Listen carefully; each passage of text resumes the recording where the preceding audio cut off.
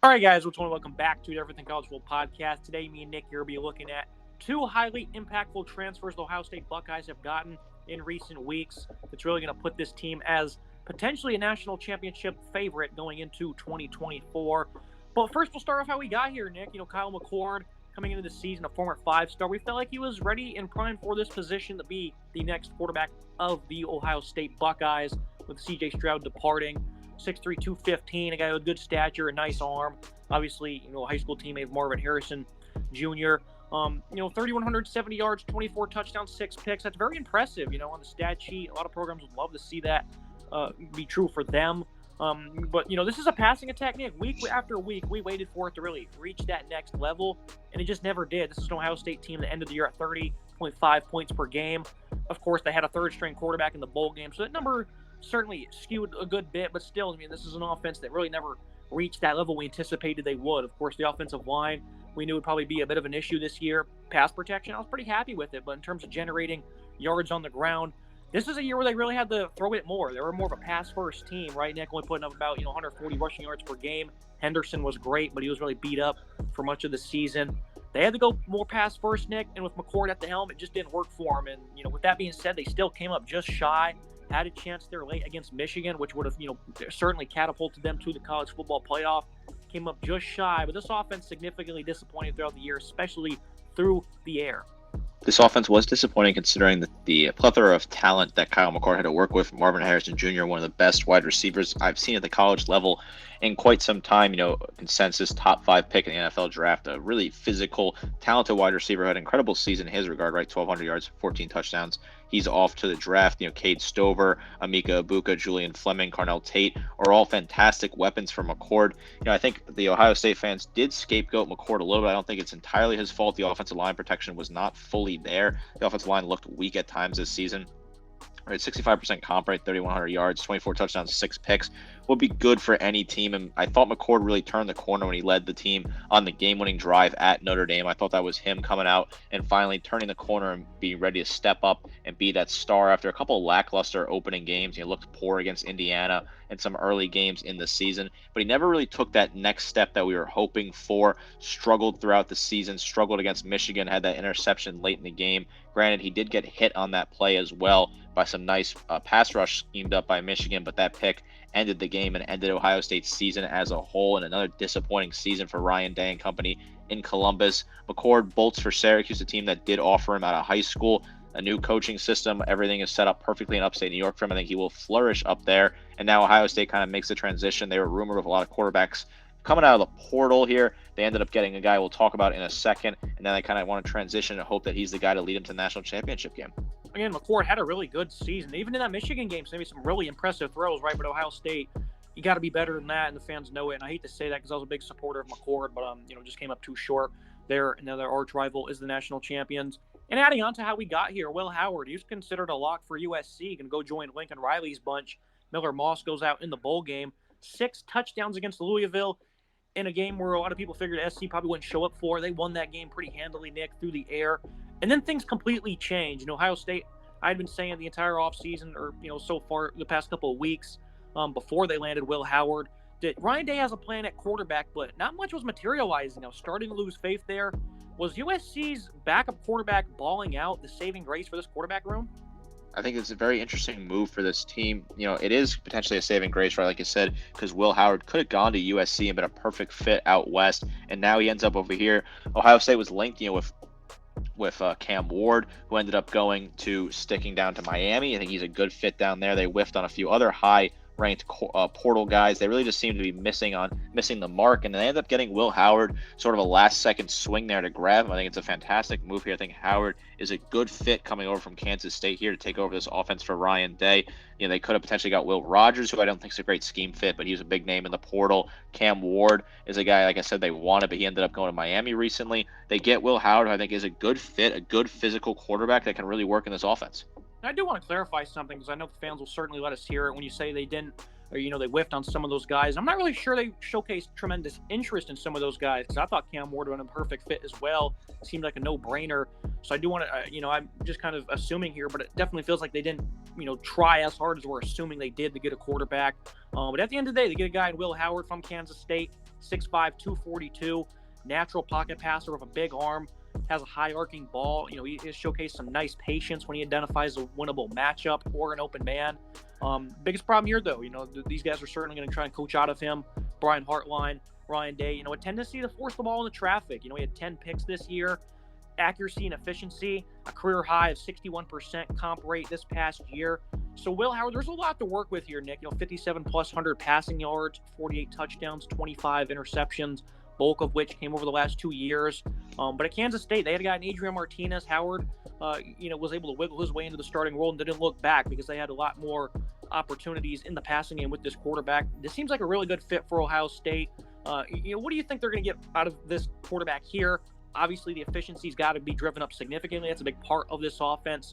But there's going to be plenty of talent he's throwing to. Where at Kansas State, we've criticized him before for not having really any depth at all at the pass-catching positions. And, man, he made it work.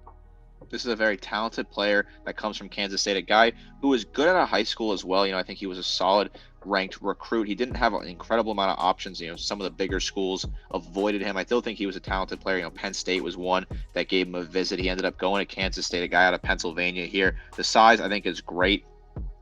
Right, this is a guy, he's a 3-star out of high school, so not the best prospect, but still a guy at 6'5", 242 that you really can expect a lot of a physical player. Like you said, the accuracy is concerning, so you do worry about that a little bit. If you're an Ohio State fan, you would hope that he could find a way to get that accuracy a little bit better and be a little more efficient in that regard. But overall, I think he's a good quarterback here who jumps into a good system. He'll have a lot of weapons returning. We're going to discuss the returning weapons in a second. So I think he plugs in and has those nice weapons to work with. He got the job done with limited weapons at Kansas State. Now they have a better playbook and better opportunities with those weapons at Ohio State. This could work out great for the Buckeyes.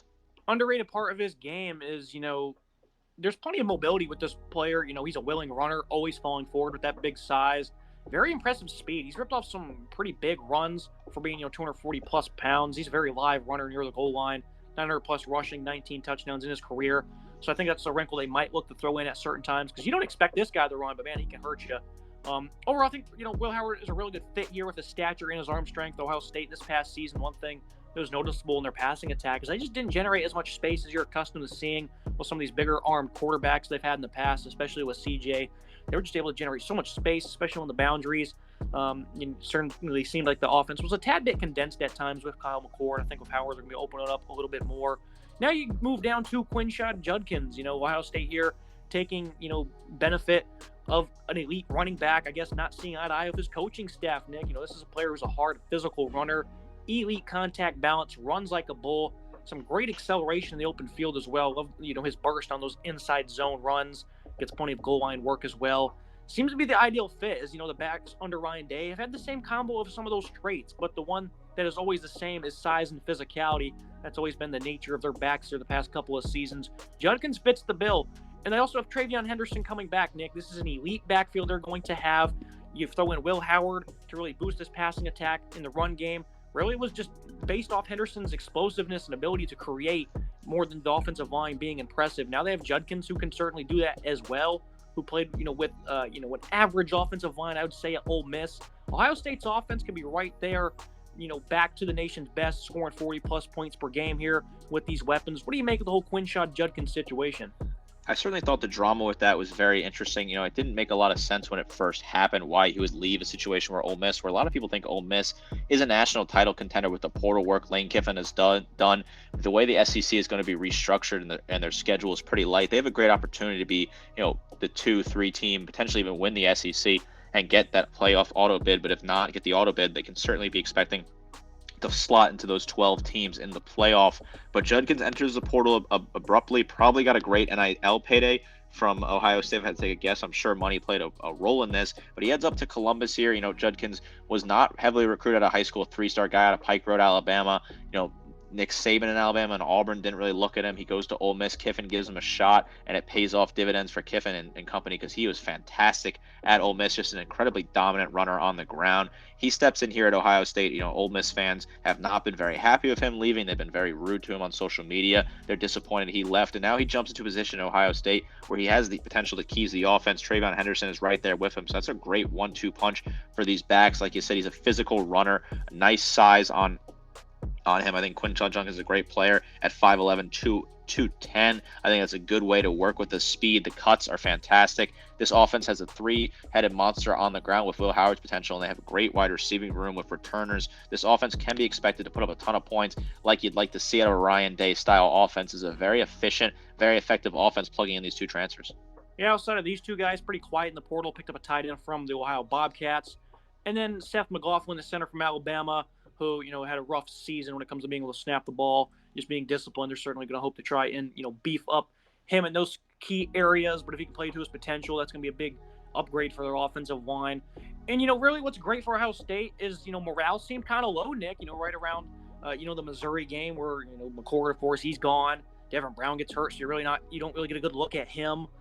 You're thinking you're going to lose a lot of guys to the draft.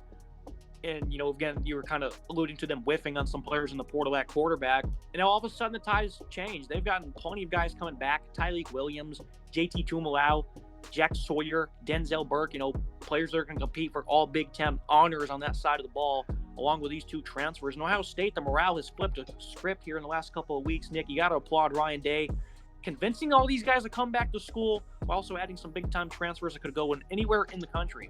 Certainly a great job from Ryan Day righting the ship. The seat in Columbus is getting hot. I think some people refuse to acknowledge that, but you have to acknowledge the elephant in the room. The seat is getting hot. This has been disappointing for Ohio State. 3 straight losses to Michigan. Michigan went on to win a national championship this year. Got to be brutal seeing your rival win a national championship. Ryan Day has the one national title game appearance where they got walked by Alabama. Since then, they haven't made an appearance in the national title game. A bad loss in the playoffs to Georgia, where they should have won that game, but they let that slip away. And now they lose a bowl game. They didn't really care to be there against Missouri this past season. He needs to get out there and win. Returning these guys is huge. Getting guys to commit and come back like Emeka Egbuka is a huge add. Travion Henderson returning him. Jack Sawyer, another guy, a big leader on that defense. This team has to put up or shut up this year. This is a big opportunity for them, and bringing in a guy like Will Howard, who's been a veteran in college football, is really good for that sort of potential there. This team needs to go out and win. They need to be very competitive here. If Harbaugh wins or leaves for the NFL, I think there's no reason why this team shouldn't win the Big Ten, even with the teams joining from the Pac-12. This team is a very talented team, top to bottom. They have to go out and win the Big Ten next year.